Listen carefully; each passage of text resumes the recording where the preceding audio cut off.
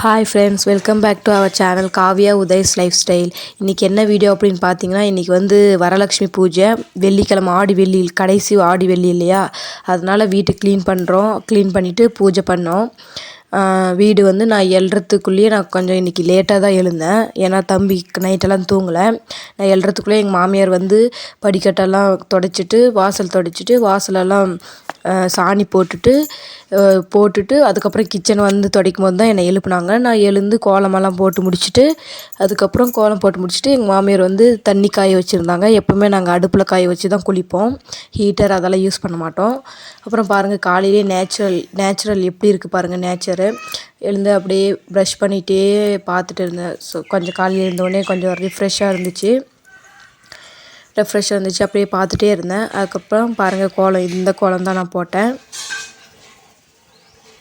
ஆடி வெள்ளி அப்படின்றதால மஞ்சள் குங்குமமெல்லாம் சேர்த்து போட்டேன் கோலம். இதுதான் நான் போட்ட கோலம். பாருங்கள் எப்படி இருக்குது, நல்லாயிருக்கா அப்படின்னு கமெண்ட் பண்ணுங்கள்.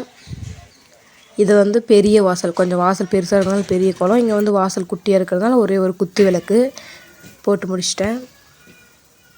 அப்புறம் பிரேக்ஃபாஸ்ட் செய்யலான்னு போயிட்டேன். இன்றைக்கி வந்து நைட்டு வந்து பிளாக் சன்னா அப்புறம் தடனிங் கொட்டை அப்படி ஊற வச்சுருந்தேன். ஏன்னா இன்றைக்கி இட்லி இல்லையா, அதனால் காரக்குழம்பு மாதிரி வைக்கலாம் அப்படின்ட்டு வேக வைக்க அடுப்பு மேலே வச்சுட்டு அது வெந்துட்டு இருந்துச்சு. அதுக்கப்புறம் ஒரு பக்கம் வந்து இட்லிக்காக வச்சுருந்தேன், இட்லி டெக்ஸாக வச்சுருந்தேன். அப்புறம் மாமியார் வந்து வீடு துடைச்சிட்டே இருந்தாங்க, ஹாலெல்லாம் துடைச்சாங்க. இன்றைக்கி ஒரு சம்பவம் ஆயிடுச்சு. என்னென்னா மாப்பு வந்து காணாமல் போயிடுச்சு. அதனால் கையிலே துடைச்சிட்டு இருந்தாங்க. கொஞ்சம் வெயில் அடிக்கிறதுனால கிளார் அடிக்குது, அவ்வளோதான், வேறு ஒன்றும் இல்லை. மாப்பு தேடி பார்த்தாங்க, கிடைக்கவே இல்லை. அப்புறம் அதனால தான் கையிலே துடைச்சிட்டு இருந்தாங்க.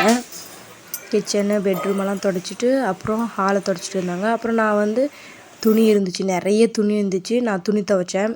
துணியெல்லாம் துவைச்சி போட்டுட்டு குளிச்சுட்டு அப்புறம் சாமி ரூம் போய் துடைச்சேன். குளிச்சுட்டு தான் துடைக்கணும் அப்படின்றதுனால போய் குளிச்சுட்டு சாமி ரூம் துடைச்சேன். சாமி ரூம் துடைச்சிட்டு அப்புறம் பூஜை பண்ணேன். சாமிக்கெல்லாம் அலங்காரம் பண்ணி விளக்கு ஏற்றி பூஜை பண்ணிவிட்டு சாமி கும்பிட்டுட்டு அதுக்கப்புறம் தான் நான் போய் சாப்பிட்டேன். இங்கே பாருங்கள், பூஜை பண்ணியிருந்தேன். நான் மட்டும் தான் இருந்தேன். அப்போ அவங்க வெளியே போயிருந்தாங்க மாமியார். நான் தான் பூஜை பண்ணேன்.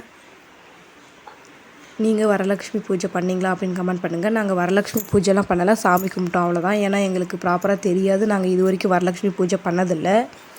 அப்புறம் பூஜை செஞ்சுட்டு அதுக்கப்புறம் சாப்பிட்டேன். இட்லி, சன்னா சாம்பார், அப்புறம் சட்னி, கடலை தேங்காய் எல்லாம் போட்டு செஞ்ச சட்னி. ஓகே ஃப்ரெண்ட்ஸ், பாய். சப்ஸ்கிரைப் பண்ணுங்கள்.